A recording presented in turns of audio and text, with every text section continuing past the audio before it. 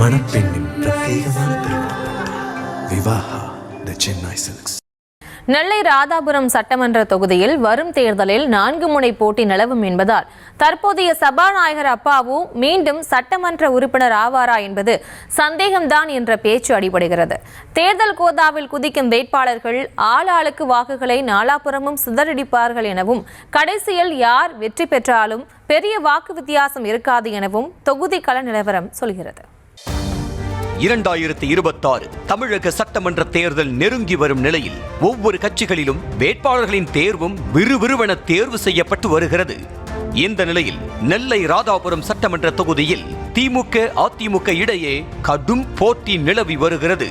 தற்போதைய சபாநாயகர் அப்பாவு இந்த தொகுதியில் தமிழ் மாநில காங்கிரஸ் கட்சி சார்பில் ஒரு முறை, சுயேட்சையாக ஒரு முறை, திமுக சார்பில் 2 முறை என மொத்தம் 5 முறை வெற்றி பெற்று சட்டசபைக்கு சென்றார்.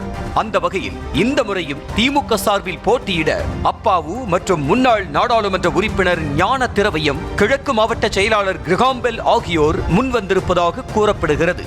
ஞான திரவியம் மீது உள்ளூர் மக்களுக்கு பெரிய அளவில் நல்ல பெயர் இல்லாததாக கூறப்படும் நிலையில் கிரகாம்பெல்லுக்கு நல்ல பெயர் உள்ளதாகவும் தேர்தலுக்காக அவர் பணத்தை வாரி இறைக்க தயாராக இருப்பதாகவும் சொல்லப்படுகிறது.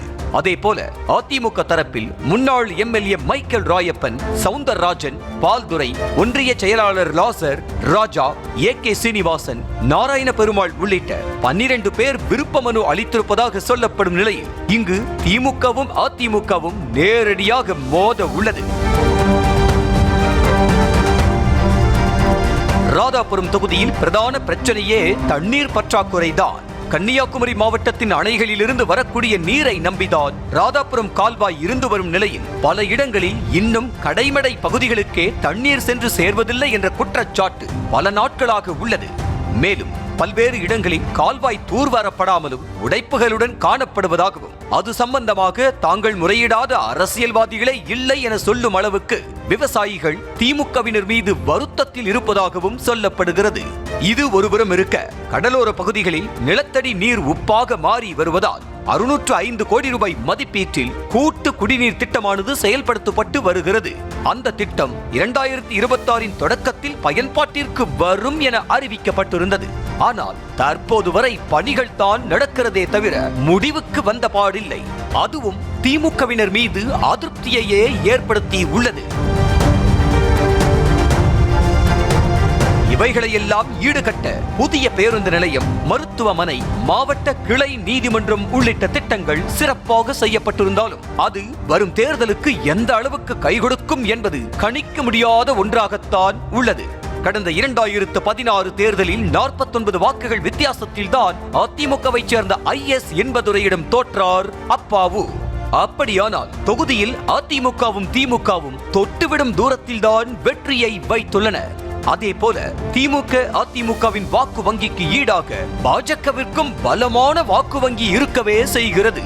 அதே போல இந்த 3 கட்சிக்கும் சற்றும் குறைவில்லாத வகையில் காங்கிரஸ் கட்சிக்குமே வாக்கு வங்கி உள்ளது. குமரி ஆனந்தன், சவுந்தரபாண்டியன் உள்ளிட்டோர் இங்கு போட்டியிட்டு வெற்றி பெற்றுதான் சட்டமன்ற உறுப்பினர்கள் ஆனார்கள். எப்படியாக திமுக, அதிமுக, காங்கிரஸ் மற்றும் பாஜகவின் அரசியல் அப்டேட் உள்ள நிலையில் கடந்த தேர்தலில் நாம் தமிழர் கட்சியும் ஏறத்தாழ 10.39% வாக்குகளை பெற்றிருந்தது. அதுவும் ஓரளவு சொல்லிக் கொள்ளும்படியான வாக்கு எண்ணிக்கைதான். இப்படி ஏற்கனவே களத்தில் 5 கட்சிகள் இருக்கும் நிலையில் 2026 புதிதாக கால் பதித்துள்ள தமிழக வெற்றி கழகத்தினரும் ஆட்டத்தில் உள்ளனர். தொகுதியில் உள்ள விஜயின் விசிறிகளான இளைஞர்கள் மற்றும் இளம் பெண்களின் வாக்குகள் நிச்சயம் தாவேக்கவுக்கு தான் என தற்போதே பேசி வருகின்றனர். வழக்கமாக ராதாபுரத்தில் மும்முனை போட்டிதான் நிலவும். ஆனால் வரும் தேர்தலில் 4 முனை போட்டி நிலவும் என்பதோடு அந்த 4 கட்சியினருமே வாக்குகளை நாலாபுறமும் சிதறடித்து விடுவார்கள் என்றே தெரிகிறது. இப்படிப்பட்ட சூழலில் மீண்டும் தொகுதியை சபாநாயகர் அப்பாவு தக்க வைத்துக் கொள்வாரா என்பது சந்தேகமே. இடையில் காங்கிரஸ் கட்சியினரின் ஆட்சியில் பங்கு என்ற கோரிக்கை வேறு கூட்டணியில் குழப்பத்தை ஏற்படுத்தி உள்ளது. ஆக 2026 சட்டமன்ற தேர்தல் ஆட்டத்தில் ராதாபுரம் தொகுதியில் யார் வெற்றி பெற்றாலும் அந்த வேட்பாளர் பெரிய அளவில் வாக்குகளை குவித்து வெற்றிக்கனியை எட்டுவது என்பது நடக்காத ஒன்று. அந்த வெற்றி வாய்ப்பு நூலிழையில் தான் கிட்டும் என்பதே நிதர்சனம். நியூஸ் தமிழ் செய்திகளுக்காக செய்தியாளர் சிவக்குமார். மணப்பெண்ணின் பிரத்யேகமான திருமணம் விவாஹா தி சென்னை சில்க்ஸ்.